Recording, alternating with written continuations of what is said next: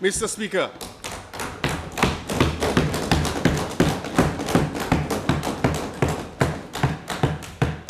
on behalf of the constituency of Ancillary Canaries, which I am the duly elected Member of Parliament, Mr. Speaker, I rise to join my colleagues in support of the estimates of revenue and expenditure for the financial year 2025-2026 in the sum of $2,057,519. Mr. Speaker, given the Member of Parliament for Social Saltibus rose in support of the estimates, he may have asked a few questions, Mr. Speaker, but he could not contain his satisfaction. However hard he tried, he was indeed impressed, Mr. Speaker.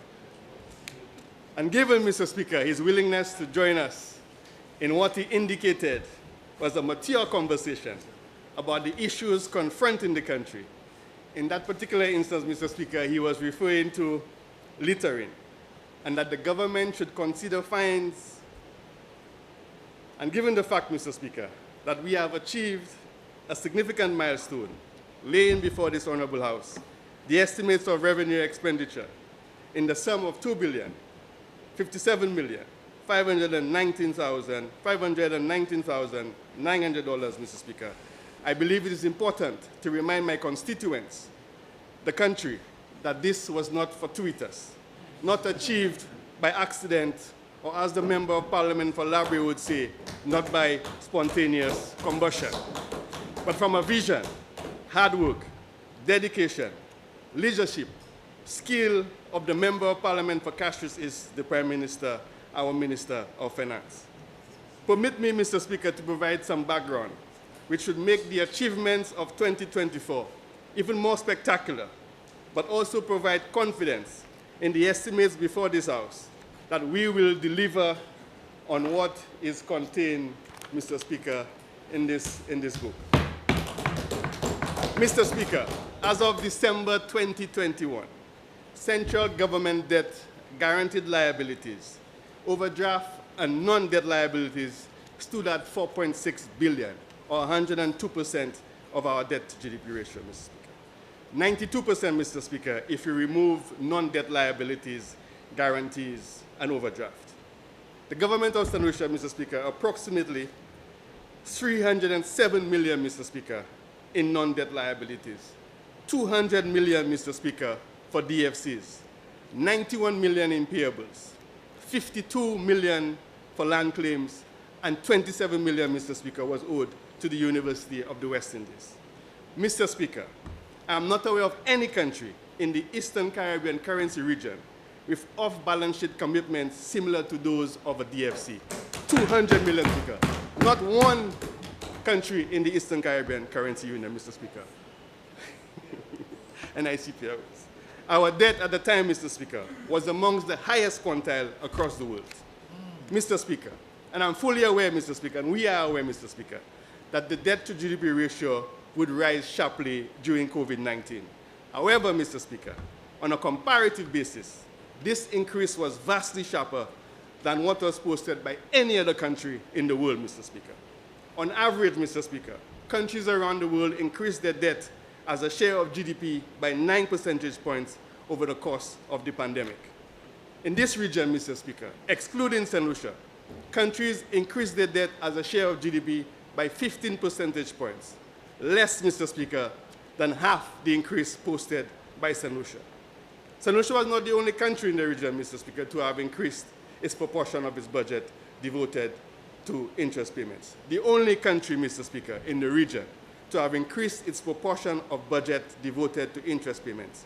And I know the member for Mico South will intimate later that there is an increase in the amount allocated for the interest of paying debts. But we will come to that very shortly, Mr. Speaker. The combination, Mr. Speaker, of quantum of debt, cost of the debt, created structural issues in the public finances which inhibited the then government's ability to respond, which we have been able to do with the pressing needs, including spending on health, education, security, sports, equity, housing, disability. And Mr. Speaker, we could go on. This Prime Minister, Mr. Speaker, the Member of Parliament for Castries East, decided that this country must be placed on a sustainable path the results of which, Mr. Speaker, we are seeing in the estimates of revenue and expenditure for 2025-2026.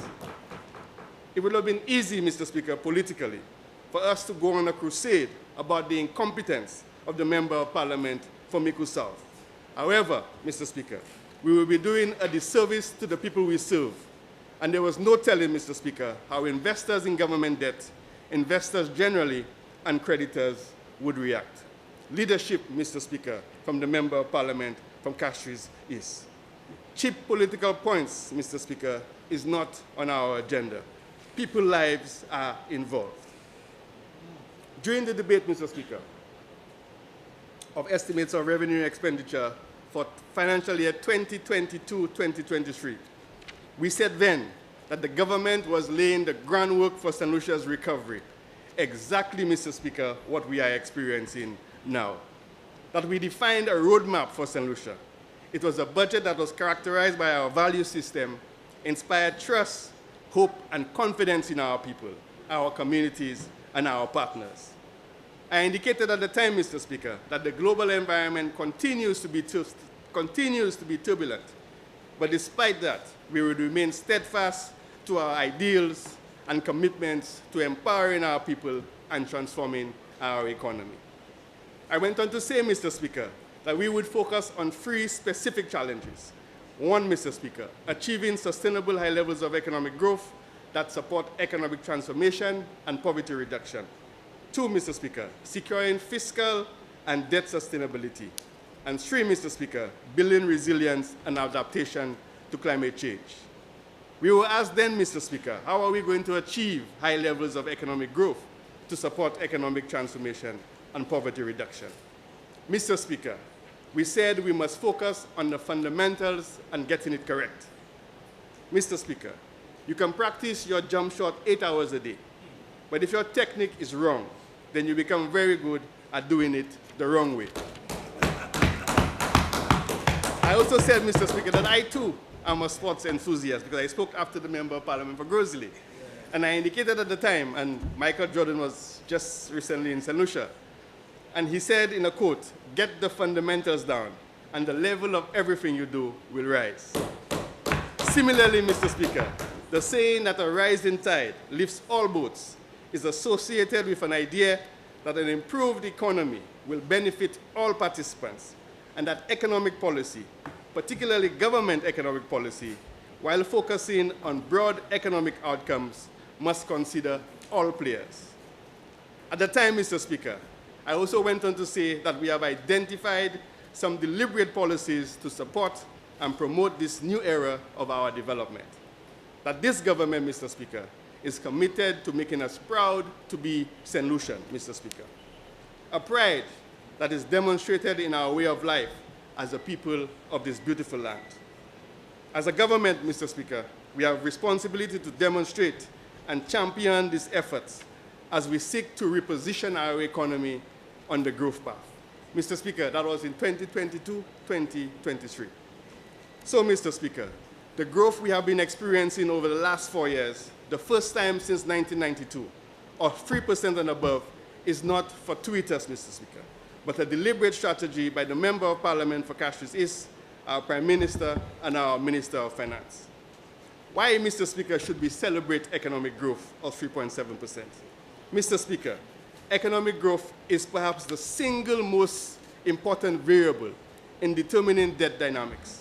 As I indicated earlier, Mr. Speaker, we were starting from a point of view of 102% as of December 2021. Next in line, Mr. Speaker, will be the trajectory of primary balance, followed by the average cost and profile of our public debt.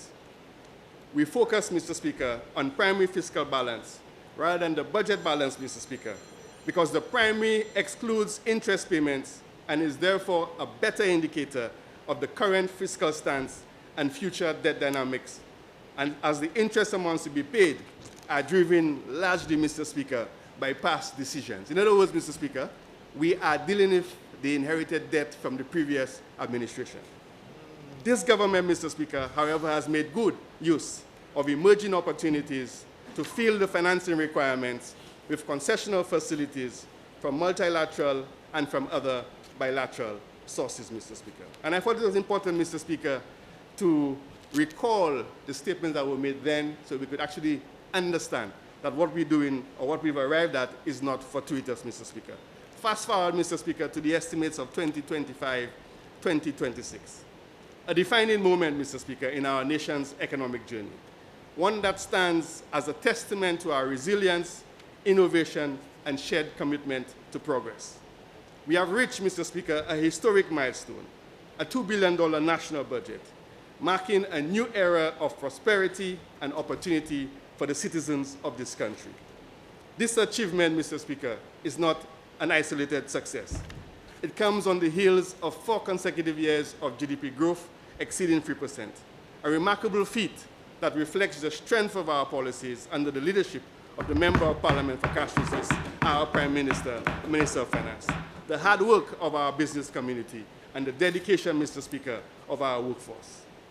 We have built a foundation of sustained economic expansion, ensuring that our progress is not just a moment in time, but a trajectory towards long-term success. Perhaps most inspiring, Mr. Speaker, is the record low unemployment rate, which we have achieved. More of our people, Mr. Speaker, are working than ever before. Families are finding greater financial security, and opportunities are expanding across all sectors of this economy. This, Mr. Speaker, is more than a statistical triumph. It is a reflection of the lives improved, dreams realized, and a nation moving forward together. These milestones, Mr. Speaker, are the result of sound economic policies, strong investment, and above all, a determination of our Prime Minister and the Cabinet. We have fostered an environment, Mr. Speaker, where businesses can thrive, where innovation is encouraged, and where economic stability translates into social progress. But let us remember, Mr. Speaker, this is not the finish line. This is the foundation upon which we will build an even brighter future. We must, Mr. Speaker, continue investing in our people, strengthening our various sectors, and ensuring that economic growth continues to translate into prosperity for all. Together, Mr. Speaker, we will write the next chapter of our nation's success story, one of continued growth, shared opportunity, and an unwavering belief in our potential. Mr. Speaker, I will now turn to the most important item here today, Mr. Speaker. What is going to accrue to the constituency of Ancillary Canaries? Mr. Speaker, Office of the Prime Minister, Head 21, training of staff at NEMO. And one might ask, why is this of significance to Ancillary Canaries? But Mr. Speaker, we are a coastline constituency.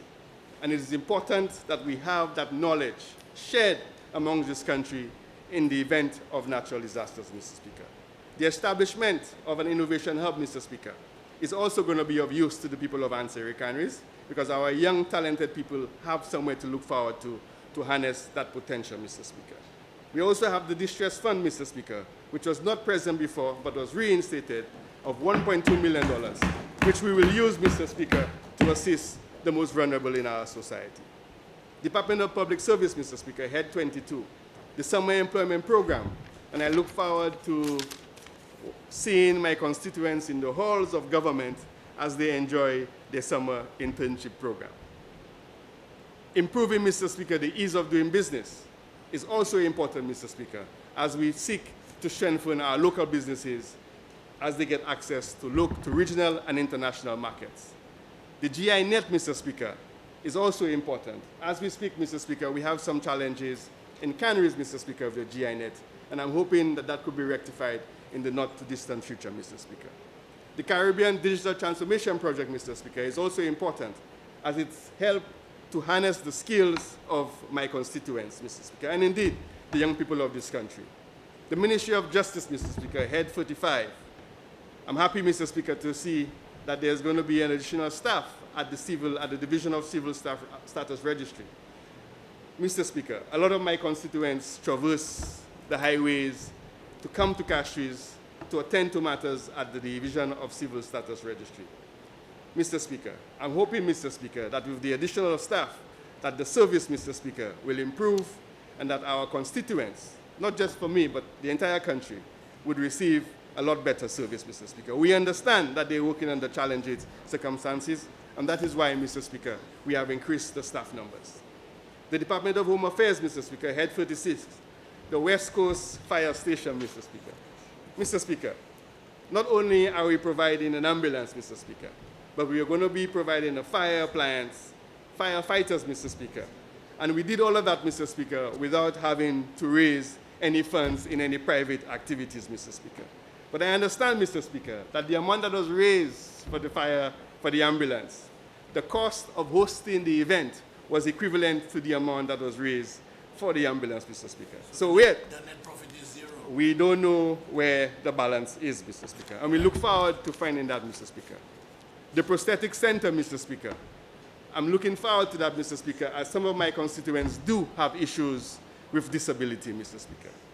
The Ministry of National Security, Head 37, Mr. Speaker, repairs to police stations. And I know, Mr. Speaker, Canaries will be benefiting from the repair of the police station. And Ancillary, Mr. Speaker, in the not too distant future, Mr. Speaker, will benefit from a new police station, Mr. Speaker. Ministry of Agriculture, Head 41, and the Member of Parliament for Dennery North, for Dennery South, and the Minister for Agriculture spends a lot of time looking after the farmers in my constituency, Mr. Speaker. And I appreciate that very much, and I look forward to seeing more of him, Mr. Speaker. Region 7, Mr. Speaker, is very important to me and very important to the member for Dennery South. And I continue, Mr. Speaker, to welcome him at every opportunity to the constituency of Ancillary Canaries. Mr. Speaker, the expansion of the fruit crop production, Mr. Speaker, whether it is cabbage, tomato, lettuce, watermelon, Mr. Speaker, we look forward, Mr. Speaker, to taking advantage of the opportunities in Region 7.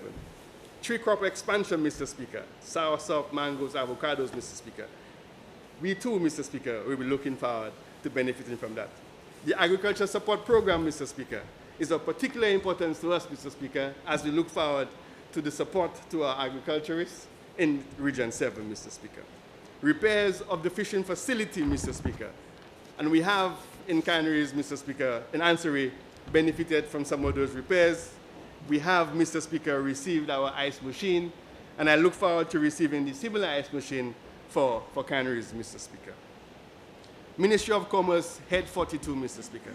And before I go into that, Mr. Speaker, I just want to pay a particular tribute to the Member of Parliament for Soufrière Foster-Jacques, Mr. Speaker. There's quite a bit happening in the Ministry of Commerce that is benefiting my constituents and the country. Not least, Mr. Speaker, the MSME grants, Mr. Speaker, but also the work being done with the substance, the regime, the RSA, Mr. Speaker. Very important work, Mr. Speaker. But also, Mr. Speaker, the MSME loan grant facility, Mr. Speaker. My constituents, Mr. Speaker, has benefited from that, and I look forward to them receiving more support from the Ministry of Commerce, Mr. Speaker. The solarization of the Ancillary facility, Mr. Speaker, and the Ancillary Fishermen Cooperative Society. That has taken place, Mr. Speaker, and we welcome it, Mr. Speaker. And we thank the Minister for her support, Mr. Speaker. Ministry of Infrastructure, Head 43, Mr. Speaker. As we know, Mr. Speaker, the Ancillary Bridge is under construction as we speak.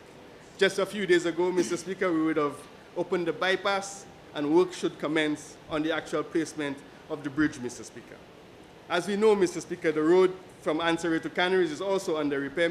Ancillary to Canaries and beyond to Soufrière is also under repair, Mr. Speaker, and we look forward to traversing a lot better roads, Mr. Speaker, in the constituency. The rivers and watercourse maintenance, Mr. Speaker, we look forward to seeing some work in this financial year, Mr. Speaker, as we deal with opening the mouths of our rivers.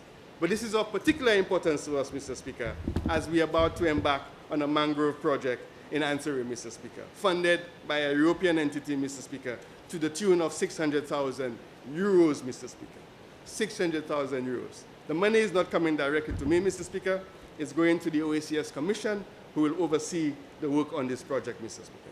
And this is important, Mr. Speaker, not just in terms of climate change, Mr. Speaker, but also ensuring that the fishermen of Ancillary Canaries, Mr. Speaker, continues to have access to fish, Mr. Speaker, because mangroves, Mr. Speaker, are very useful as a place for fish to grow, to harness, Mr. Speaker, and to multiply, Mr. Speaker. So we look forward to that happening, Mr. Speaker. Slope stabilization, retaining walls, Mr. Speaker. I too, Mr. Speaker, look forward to benefiting from that, Mr. Speaker. A lot was spent or is allocated for potholing, Mr. Speaker. I see that some work has commenced in the constituency of Ansari Canaries, and I look forward to seeing more of that, Mr. Speaker. Head 48, Mr. Speaker, Department of Housing, Mr. Speaker. And like the other colleagues, Mr. Speaker, we are looking forward to the reinstatement of the Housing Assistance Program, Mr. Speaker. Many in my constituency, Mr. Speaker, many have benefited from this program, Mr. Speaker. New houses have been built, Mr. Speaker. Houses have been repaired, Mr. Speaker, and we will continue to do that as we deliver for the people of this country, Mr. Speaker. Ministry of Equity, Head 51, Mr. Speaker, the Caretakers Program, Mr. Speaker. A program, Mr. Speaker, that we well accept, well enjoy, and appreciate in the constituency of Ansari Canaries. But what is even more important, Mr. Speaker, was the contribution of $30,000, Mr. Speaker, to the Trinity Home for All Persons in Ansari, Mr. Speaker. We appreciate that, Mr. Speaker, and I look forward to receiving more from the Ministry of Equity, Mr. Speaker. But we accept that, Mr. Speaker, and we're quite thankful for it. The Public Assistance Program, Mr. Speaker, and although, Mr. Speaker, we had some challenges with it, Mr. Speaker, there were some people on the public assistance list who were young, able, mobile, educated, but for some mysterious reason, they found themselves on the public assistance program, Mr. Speaker. I think it's important, Mr. Speaker, that we look carefully at that list to ensure that those who are benefiting from the public assistance programs are those most in need of it, Mr. Speaker. The Community After School Program, Mr. Speaker. I look forward, Mr. Speaker, to enjoying, or my students enjoying that program in the constituency, Mr. Speaker, which apparently runs from September to March. So I'm looking forward, Mr. Speaker, to the new program, Mr. Speaker. Home Caregivers Program, Mr. Speaker. And as we are aware, Mr. Speaker, many of our elderly in our constituency, Speaker, are left alone. Not deliberately in some instances, but because their loved ones have to go out and earn a living for their families, Mr. Speaker. But the intervention of this government in the Home Caregivers Program, Mr. Speaker, is important. And we look forward to supporting it and looking forward to it being run 7 days a week, Mr. Speaker. Because at the moment, Mr. Speaker, it is only done 5 days a week. But they are left to their own devices on a weekend, Mr. Speaker. That, Mr. Speaker, was a distressing thing to witness, because on a Friday, Mr. Speaker, when the caregivers leave on a Friday, no one will return until a Monday. Some neighbors will look into some of the individuals, but not all of them, Mr. Speaker, had access to some kind of attention on the weekend. So we intend to increase that, Mr. Speaker. The BNTF Program 11, Mr. Speaker, although my colleague to my right has not said much to me about it, but I look forward, Mr. Speaker, to benefiting from BNTF 11 cycle, Mr. Speaker. The World Food Program, Mr. Speaker, has also embarked on a program in St. Lucia, Mr. Speaker. We also look forward to working closely with her, Mr. Speaker, to see whatever needs could be dealt with and satisfied for the constituency of Ansari Canaries. We also recognize, Mr. Speaker, there's an infrastructural development program of $5 million, Mr. Speaker. I look forward to sitting even closer to my colleague to my right as we embark on dealing with this particular initiative, Mr. Speaker. Support for religious organizations, Mr. Speaker, has also been a key plank of this administration, Mr. Speaker. The counseling unit, Mr. Speaker, because as you know, Mr. Speaker, in the constituency of Ansari Canaries, there are certain issues that predate my time. There are individuals, Mr. Speaker, who are dealing with issues of domestic violence, child abuse when they were younger, but now they are older and they are still suffering from those issues, Mr. Speaker. We look forward, Mr. Speaker, to getting more access to the counseling unit so some of my constituents could get the sort of relief that they need from the traumas of the past, Mr. Speaker. Department of Education, Head 52, Mr. Speaker, rehabilitations of schools. And I want to thank my good friend, the Member of Parliament for Denry North, Mr. Speaker, as he has been very, very good to me, Mr. Speaker, to my schools and to my constituency, Mr. Speaker. I look forward, Mr. Speaker, to spending a little more time with him in my constituency, Mr. Speaker. He went to a school in my constituency, Mr. Speaker, and he asked the children who was the nicer Member of Parliament, whether it was him or myself. But he got the resounding answer. What is it? Huh? He said the Member of Parliament.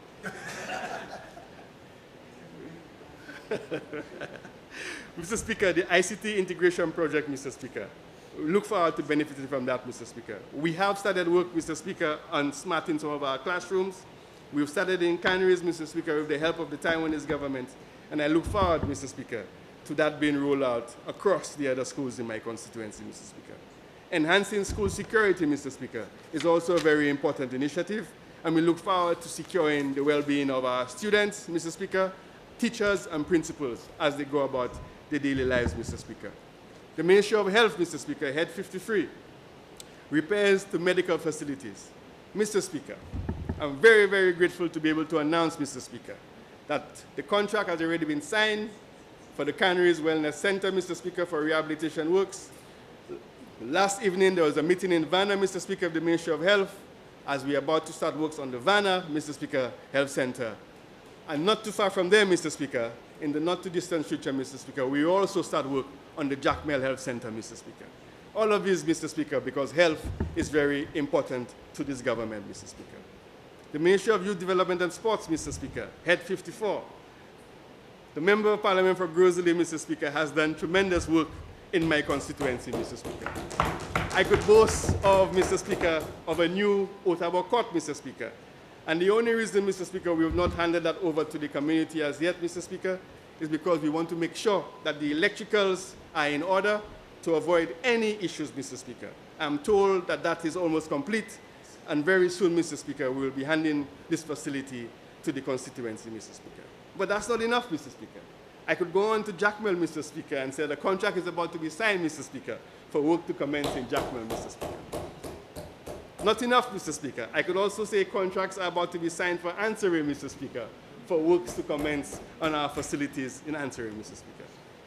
Not enough, Mr. Speaker. I could also say, Mr. Speaker, a contract is about to be signed, Mr. Speaker, for the Vanna. Why are you watching me like that, Minister? For the Vanna court, Mr. Speaker, and playing facilities. Huh? Mr. Speaker, that not being enough, Mr. Speaker.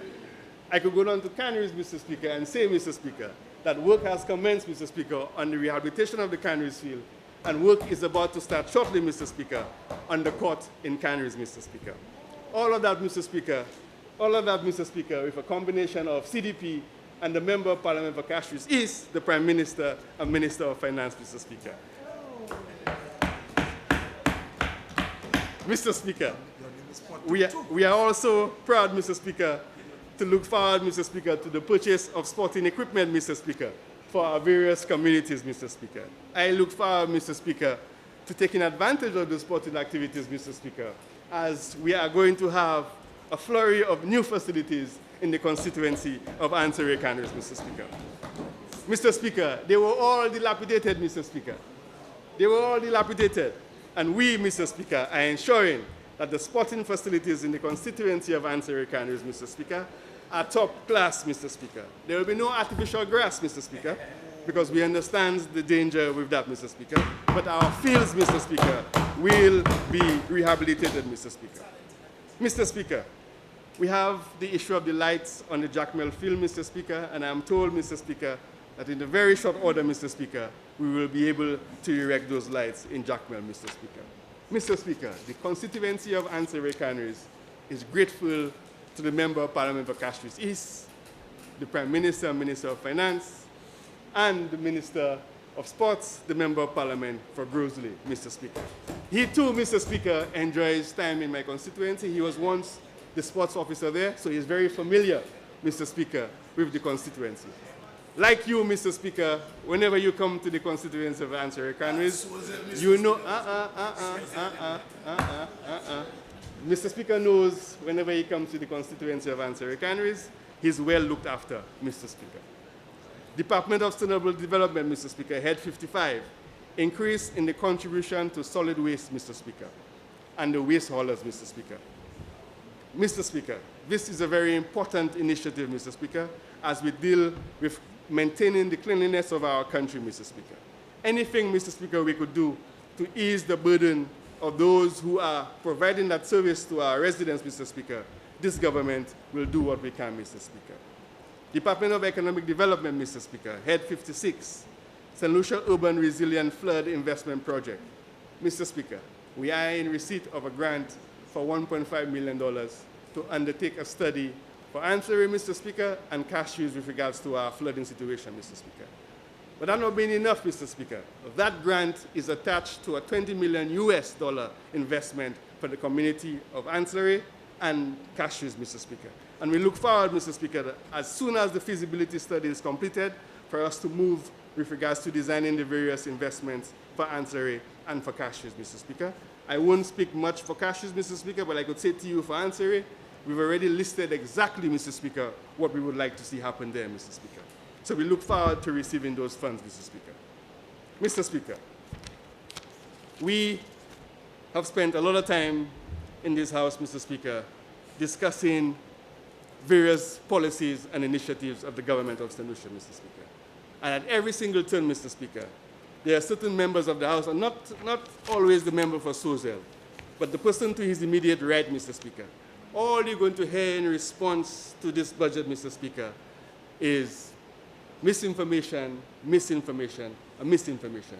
If he believes, Mr. Speaker, that this one is the election budget, Mr. Speaker, wait till you see the one that comes after this one, Mr. Speaker.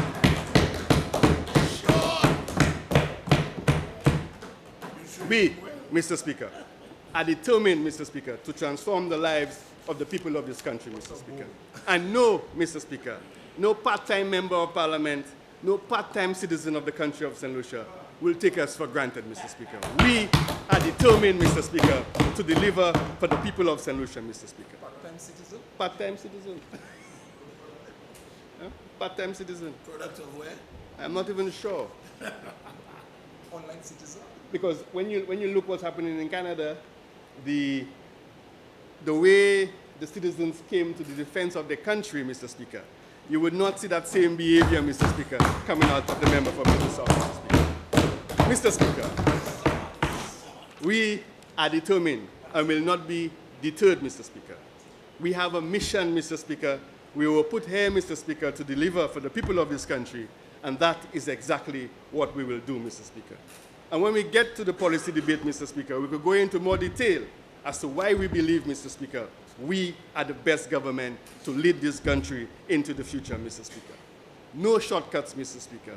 No short changes, Mr. Speaker, but full determination from the Cabinet and the Minister of Finance, the Prime Minister, and the Member of Parliament for cash receipts.